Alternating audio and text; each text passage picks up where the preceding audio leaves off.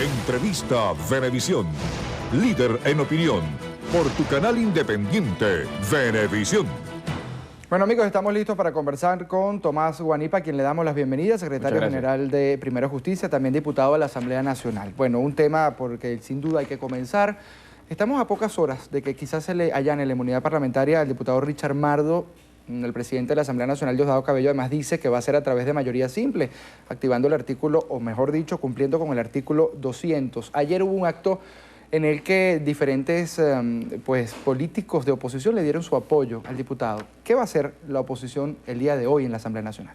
Mira, yo creo que lo primero que hay que establecer claramente es que la Constitución, a través del artículo 187, en su numeral 20, establece que para poder allanar la inmunidad, suspender a un diputado, se requiere mayoría calificada.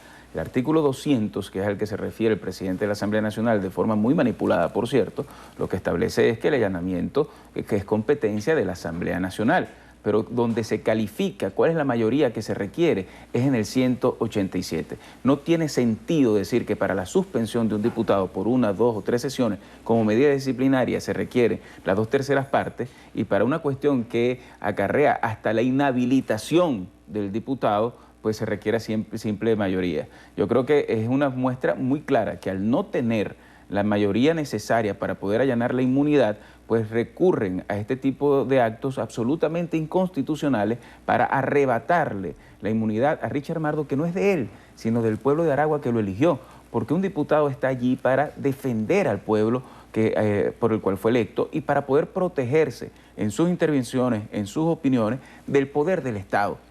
Y ahí justamente tenemos que hacer una reflexión. Al final lo que estamos viviendo en Venezuela es como todos los poderes están absolutamente conculcados, arrodillados, secuestrados por el Poder Ejecutivo, que lo utiliza para criminalizar a la oposición, para tratar de aniquilar moralmente a quien tiene una opinión distinta. Y en el caso de Richard, lo que le están cobrando es que se haya convertido en un líder popular en el estado de Aragua, que le está haciendo un contrapeso al gobernador de Aragua, quien ha pedido su cabeza públicamente, y que al final lo que están es tratando de evitar que pueda ser candidato a la alcaldía de Maracay, porque se convertiría, por supuesto, en la alternativa de ese estado. Con lo cual, creo que es muy importante que todas las personas que nos están escuchando entiendan que en Venezuela no podemos seguir viviendo en un estado de situaciones según la cual el gobierno va tratando de acallar a quien piensa distinto, a quien opina distinto y a quien tiene legítimo derecho de defender sus ideales. Porque además está decir que no existe ningún delito en el caso de Richard Mardo.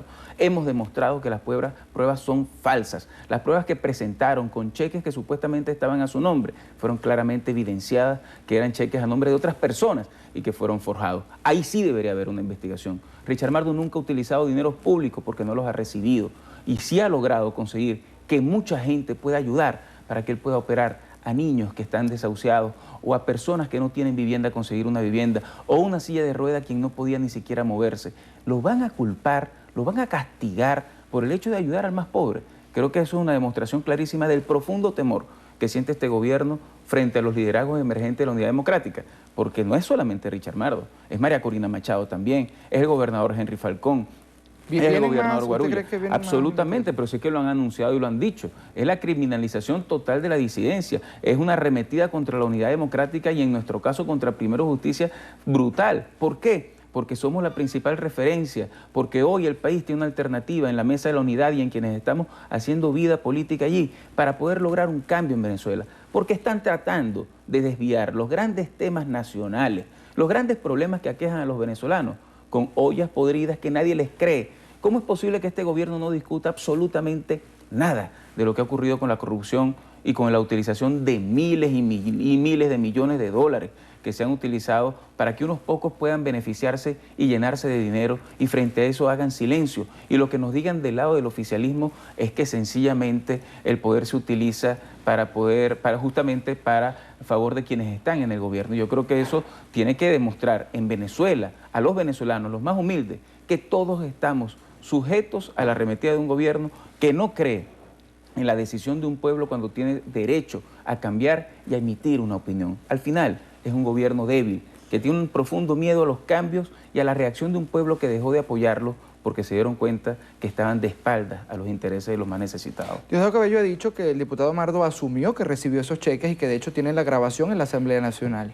Diosdado Cabello sabe perfectamente que los cheques que mostró son cheques que son forjados. Esos fueron demostrados y hasta tuvieron que sacarlo del expediente. Cuando fuimos a la audiencia oral del Tribunal Supremo de Justicia, vimos a la Fiscal General de la República decir que eran tanto dinero el que recibía Richard, como por ejemplo, y empezó a mencionar, donación por 3.500 bolívares, donación por 1.500 bolívares. Entonces uno se pregunta, ¿cómo es posible que esos sean los términos en los cuales se hace una acusación de una persona además que ha podido demostrar que todo lo que tiene en su vida lo ha hecho a punta de trabajo, que empezó como buhonero, que ha podido construir una familia, que tiene una hija a la que está viendo crecer y que ha logrado tener miles y miles de personas que lo quieren porque ha utilizado todo lo que ha podido para conseguir recursos y ayudar a los más pobres?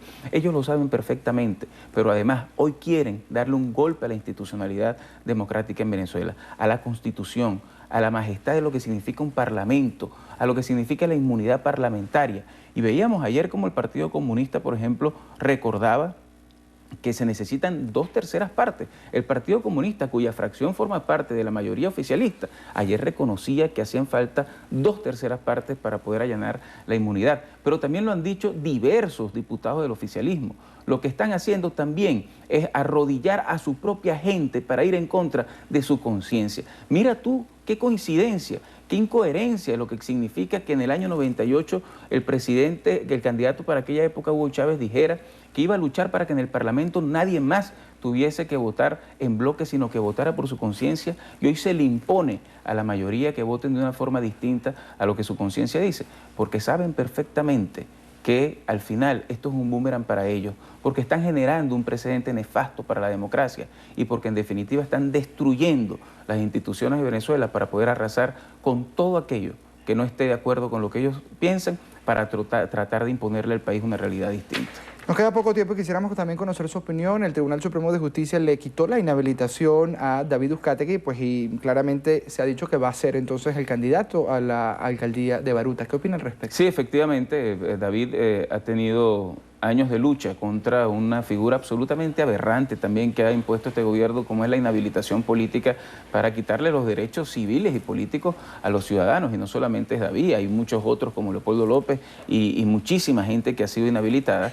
En el caso de David, ya en el Consejo Nacional Electoral existía una medida según la cual podía postularse, y ayer recibimos la noticia de una decisión de la Sala Constitucional que le permite ser candidato y que efectivamente es ya oficialmente, porque ganó una elección primaria, candidato de la unidad al municipio de Baruta, y nosotros queremos en este momento reconocer la hidalguía y el carácter unitario con el cual el alcalde actual, Gerardo Blay, asumió inmediatamente esta decisión y salió a respaldar a David Uzcategui. Creo que habla muy bien de él y vamos en muy buen camino para que el 8 de diciembre se pueda constatar la gran mayoría electoral que va a tener quienes respaldamos a la Unidad Democrática y a Enrique Capriles como el líder para que este país pueda cambiar.